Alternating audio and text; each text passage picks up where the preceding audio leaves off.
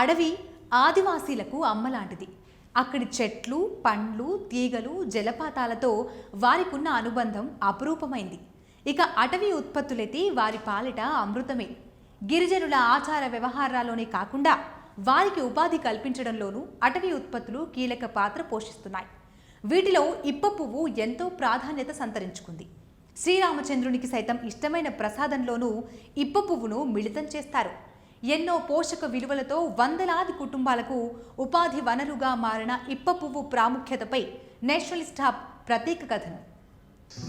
మాకొచ్చేసి ఇప్ప పూలు దేనికి వాడుకుంటామంటే మా ఎస్టే వాళ్ళు అప్పట్లో నుండి అయినా ఆ పెళ్ళిళ్ళకి, ఫంక్షన్లకి, మళ్ళీ కర్మలకి ఇలాంటి వాటికి ఇప్ప పూలతో సార వండుకుంటాము. అడివమ్మ మాయమ్మ అతి పేదదిరా, ఆయమ్మకున్నది ఒక్కటే చీర, ఆ చీర రంగేమో ఆకుపచ్చనిది, ఆయమ్మ మనసేమో రామసక్కనిది. అడుగడుగున ముండ్ల కంప, కానీ అడివంటేనే పండ్ల గంప అంటాడు ప్రముఖ సినీ గేయ రచయిత సుద్దాల అశోక్ తేజ. అలాంటి అడవి తల్లి ఒడిలో పెరుగుతున్న ఆదివాసీలకు ఇప్ప పువ్వే జీవన సంజీవిని. భద్రాద్రి కొత్తగూడెం జిల్లాలోని గిరిజనుల నిత్య జీవితంలో ఇప్ప పూల సేకరణ ఓ ప్రధాన ఘట్టం. ఉదయం నుండి ఇంటిల్లిపాది బుట్టల్లో ఈ పూలు సేకరించి ఇంటి వద్ద వాటిని ఆరబెడతారు. వారం నుండి 10 రోజుల తర్వాత వాటిలో కొంత ఇంటికి అవసరమైన సరుకుల కోసం విక్రయిస్తారు. మిగిలిన దానిని ఇప్పకల్లు కోసం వినియోగిస్తారు.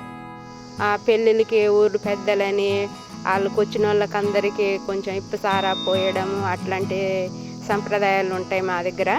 మళ్ళీ ఇప్ప పూలు వేపుకొని అది కొట్టి ఆ పొట్టు తీసేసి పైన కొంచెం కొంచెం ఉంటాయి కదా, ఆ పొట్టు తీసేసి వేపుకొని తింటారు. మళ్ళీ ఉలవళ్ళల్లో పెట్టుకొని ఉడకబెట్టి కూడా తింటారు. వర్షాకాలంలో అప్పుడు మనము పనికి వెళ్ళి వచ్చినప్పుడు అలిసిపోయి ఉంటాం కాబట్టి అప్పుడు ఇప్ప పూలు ఉడకబెట్టి అందులో కొంచెం ఉలవలు వేసుకొని ఉడకబెట్టి తింటారు. ఇప్పకాయలు అవి ఏరుకొచ్చి వాటిని మళ్ళీ పప్పు తీస్తారు. ఆ కాయల నుండి పప్పు తీసి ఆ పప్పు ఎండబెట్టి ఆ పప్పు నుండి వచ్చే నూనె మేము కూరలకి వీటికి వాడుకుంటాము. ఇప్ప పూల నూనెతో మేము దేవుడికి ముత్యాలమ్మ ఇట్లా పూజలు చేస్తాం కదా, ఆ నూనెతో అవి దీపాలు వెలిగించడము అట్లాంటివి చేస్తాము. రాముల వారి ప్రసాదానికి కూడా ఇప్ప పూలు, పటిక బెల్లము, ఇప్ప పూలు ఇట్లా పెట్టి ప్రసాదంగా వాడుకోవడం జరుగుతుంది. రాముల వారి పెళ్లి అనే ఊర్లో కూడా జరుపుకుంటాం కదా, అప్పుడు కూడా ఆ ఇప్ప పువ్వుతో మేము ప్రసాదం చేయడం జరుగుతుంది. భద్రాద్రి కొత్తగూడెం జిల్లాలోని చెర్ల, దుమ్ముగూడెం మండలాల్లోని మారుమూల అటవీ ప్రాంతాలలో ఇప్ప పువ్వు విరివిగా దొరుకుతుంది. వేసవికాలం వచ్చిందంటే ఇక్కడ గిరిజన కుటుంబాలు మొత్తం ఈ పూల సేకరణకే అత్యంత ప్రాధాన్యతనిస్తాయి. ఎన్నో ఆదాయ వనరులతో పాటు ఇది ఆహార ముడిసరుకుగా కూడా ఉపయోగపడుతోంది.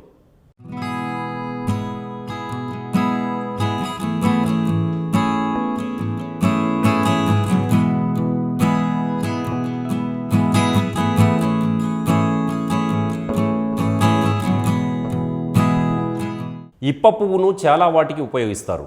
ఇప్ప నుండి తీసిన నూనెను హల్వా, లడ్డు, కేకు తయారీలో కూడా విరివిగా వాడతారు.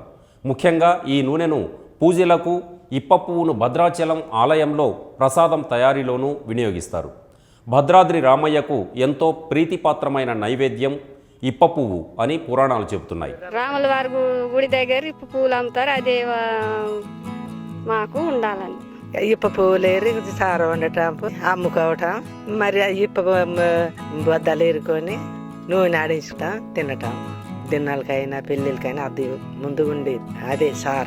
ఇప్ప చెట్టు కాడ వెళ్ళి ఆ పువ్వులు ఏరి ఎండబెట్టుకొని అలాగే చేసేటోళ్ళం. ఆరబెట్టి ఇంకా ఏరినాక కుండలతో పోసి సార వండేటోళ్ళం. ఇప్పకు మార్కెట్లో మంచి డిమాండ్ ఉంది.